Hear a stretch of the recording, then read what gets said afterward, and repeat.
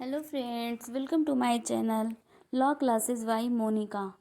आज का हमारा टॉपिक है असदंत विक्रेता किसे कहते हैं और उसके क्या अधिकार हैं, जिसको धारा 45 में परिभाषित किया गया है, और असदंत विक्रेता के अधिकार जिसको धारा 46 में बताया गया है। और ये कॉन्ट्रैक्ट लॉ सेकेंड सेमेस्टर का यूनिट 4 का टॉपिक है और जो हर साल पेपर में पूछे जाते ही हैं, और ये शॉर्ट्स क्वेश्चन आपके आ सकते हैं। तो चलिए चलते हैं आज के हमारे टॉपिक पे। आगे बढ़ने से पहले अगर आपने हमारे चैनल को सब्सक्राइब नहीं किया है तो प्लीज़ सब्सक्राइब कर दीजिएगा और बेल आइकन ज़रूर प्रेस करिएगा ताकि आगे आने वाला वीडियो आप तक आसानी से पहुंच सके। और अगर आपको हमारा वीडियो पसंद आए तो प्लीज़ लाइक करना नहीं भूलिएगा। तो चलिए चलते हैं आज के हमारे टॉपिक पे। असदंत विक्रेता की परिभाषा धारा 45 में परिभाषित किया गया है। सामान्य बोलचाल की भाषा में इसे अदंत विक्रेता ऐसे व्यक्ति को कहते हैं जिसे अपने माल की कीमत का संदाय नहीं किया गया है, अर्थात जिसे अपनी माल की कीमत नहीं मिली है। मतलब असदंत विक्रेता ऐसे व्यक्ति को कहते हैं जो अपना माल तो बेचा है क्रेता को, लेकिन उस माल की कीमत उसे प्राप्त नहीं हुई है।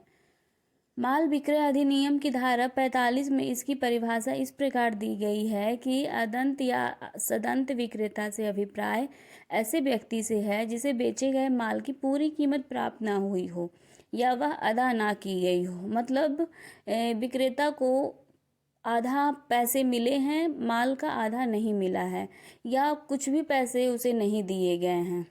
दूसरा पॉइंट है जिसे कीमत का सशर्त भुगतान ऐसे विनिमय पत्र या पराक्रम लेख द्वारा किया गया हो जिसे कालांतर में भुगतान के लिए पर्याप्त न मानकर उसका अनादर कर दिया गया है, तथा इस प्रकार भुगतान के साथ जुड़ी शर्त पूरी न होने से कीमत न मिल सकी हो। पहला तो है कि माल दिया लेकिन उसे आधा पैसे मिले आधा नहीं मिले, या दूसरा हो सकता है कि उसे कुछ भी पैसे नहीं दिए गए हैं विक्रेता को। दूसरा है कि कीमत का सशर्त भुगतान जो है वो ऐसे विनिमय पत्र या पराक्रम लेख द्वारा किया गया हो, या और क्रेता बोला हो कि मैं इसे बाद में पैसे दे दूंगा और उसके बदले में वो हस्ताक्षर युक्त विनिमय पत्र दिया है। तो जब विक्रेता उसके लिए भुगतान के लिए मांग करता है तो क्रेता अगर नहीं देता है तो भी वह असदंत विक्रेता माना जाएगा। असदंत विक्रेता का अर्थ जिस विक्रेता को माल की पूरी कीमत का भुगतान न किया गया हो या कीमत का कुछ भाग भुगतान कर दिया गया हो तो शेष के लिए वह असदंत विक्रेता है। मतलब कुछ कीमत का भुगतान किया गया है और कुछ का नहीं किया गया है तो वह असदंत विक्रेता माना जाएगा। और जब विक्रेता को माल की कीमत के लिए विनिमय पत्र या अन्य पराक्रम लिखत प्राप्त हो गया हो तो वह असदंत विक्रेता नहीं है। परंतु यदि माल दिए जाने के पूर्व ही ऐसे लिखत का अनादर हो गया हो तो विक्रेता असदंत विक्रेता हो जाएगा। इसमें एक केस है लक्ष्मी लाल बनाम पारसराम के। बाद में क्रेता जो है वो माल के मूल्य के बदले में हस्ताक्षर युक्त विनिमय पत्र दिया। विक्रेता द्वारा उक्त माल का मूल्य प्राप्त करने का वाद प्रस्तुत करने पर क्रेता ने यह तर्क दिया कि विक्रेता के पास ऋण देने का लाइसेंस ही नहीं था। न्यायालय ने निर्णय दिया कि उधार के आधार पर किए गए संव्यवहार को ऋण नहीं माना जा सकता, इसलिए विक्रेता असदंत है, मूल्य प्राप्त कर सकता है। मतलब विक्रेता जो है मूल्य के बदले में हस्ताक्षर युक्त विनिमय पत्र दिया विक्रेता को, और जब विक्रेता बाद में उसका मूल्य मांगा उससे तो विक्रेता जो है इस आधार यह तर्क दिया कि विक्रेता के पास ऋण देने का लाइसेंस ही नहीं था, तो न्यायालय उसे उचित नहीं ठहराया क्योंकि उधार का सामान लिया था वो ऋण में नहीं आता है। असदंत विक्रेता के अधिकार क्या है, जिसको धारा 46 से 54 में बताया गया है। माल विक्रय अधिनियम की धारा 45 में वर्णित असदंत विक्रेताओं को धारा 46 में कुछ अधिकार प्राप्त है। इस धारा में वर्णित अधिकारों को दो शीर्षकों में समझा जा सकता है। पहला है धारणाधिकार, मतलब धारण करने का अधिकार। असदंत विक्रेता का प्रथम अधिकार है धारणाधिकार का। यह एक ऐसा अधिकार है जिसका प्रयोग सामान्यतः किया जाता है। इसके अनुसार असदंत विक्रेता माल का कब्जा तब तक अपने पास रख सकता है जब तक कि उसे कीमत का पूर्ण रूप से भुगतान नहीं कर दिया जाता है। ये नॉर्मल में भी किया जाता है। धारा 47 के अनुसार ऐसे अदंत विक्रेता जिसको अपने माल की कीमत प्राप्त नहीं हुई है तथा जिसका अभी माल पर कब्जा है मतलब धारणाधिकार में क्या होता है, ऐसा अधिकार है जिसके लोग नॉर्मल भी तरीके से इसका अधिकार है। इसके अनुसार क्या होता है, असदंत विक्रेता जो है वो माल का कब्जा तब तक अपने पास रख सकता है जब तक कि उसे कीमत का पूर्ण रूप से भुगतान नहीं कर दिया गया है।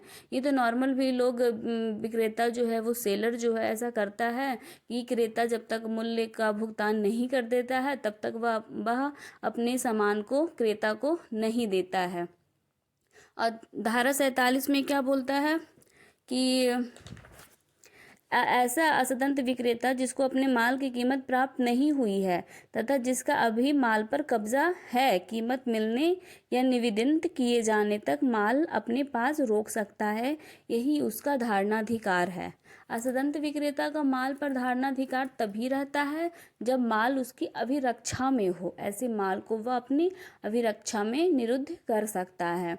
धारणाधिकार की आवश्यक शर्तें क्या है, जिसको धारा 47(1) के अनुसार धारणाधिकार के अधिकार का प्रयोग तभी किया जा सकता है जब माल उधार नहीं बेचा गया हो, माल उधार बेचा जाता हो लेकिन भुगतान की तिथि बीत चुकी हो, या क्रेता जो है वो दिवालिया घोषित कर दिया गया हो। धारणाधिकार का शर्त है कि माल जो है वो उधार नहीं बेचा जाना चाहिए। मतलब माल दिया है और वह तुरंत पैसा ले। और अगर माल उधार बेचा जाता है लेकिन भुगतान की जो तिथि है वो बीत चुकी हो, माल उधार तभी दे सकता है जब एक तिथि निश्चित कर लेता है। दूसरा है यह क्रेता जो है वो दिवालिया घोषित हो गया हो। दूसरा है अधिकार, माल को मार्ग में रोकने का अधिकार। असदंत विक्रेता का दूसरा अधिकार माल को मार्ग में रोक देने का है। विक्रेता जो है वो माल को तब तक अपने पास रोक सकता है जब तक उसे माल की कीमत प्राप्त नहीं हो जाती, लेकिन यह तभी संभव होता है जबकि माल विक्रेता के कब्जे में ही हो। यदि माल विक्रेता के कब्जे से निकल जाता है, जब उसका धारणाधिकार तो समाप्त हो जाता है, लेकिन उसे माल को मार्ग में रोकने का अधिकार मिल जाता है।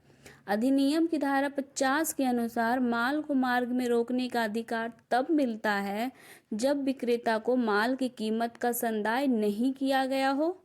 दूसरा, माल विक्रेता के कब्जे से निकल गया हो लेकिन वह अभी तक क्रेता तक पहुंचा न हो, अर्थात अभी मार्ग में ही चल रहा हो। तीसरा है क्रेता दिवालिया घोषित कर दिया गया हो।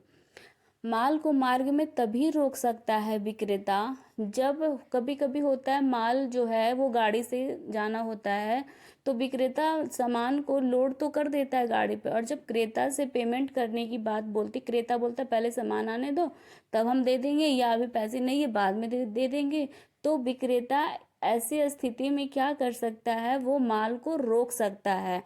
अगर क्रेता के पास नहीं पहुंचा है तब तक, रोड मार्ग में भी है तो वो रोक सकता है कि सामान को वापस लाओ, वो पैसे देगा तभी हम सामान को भेजेंगे।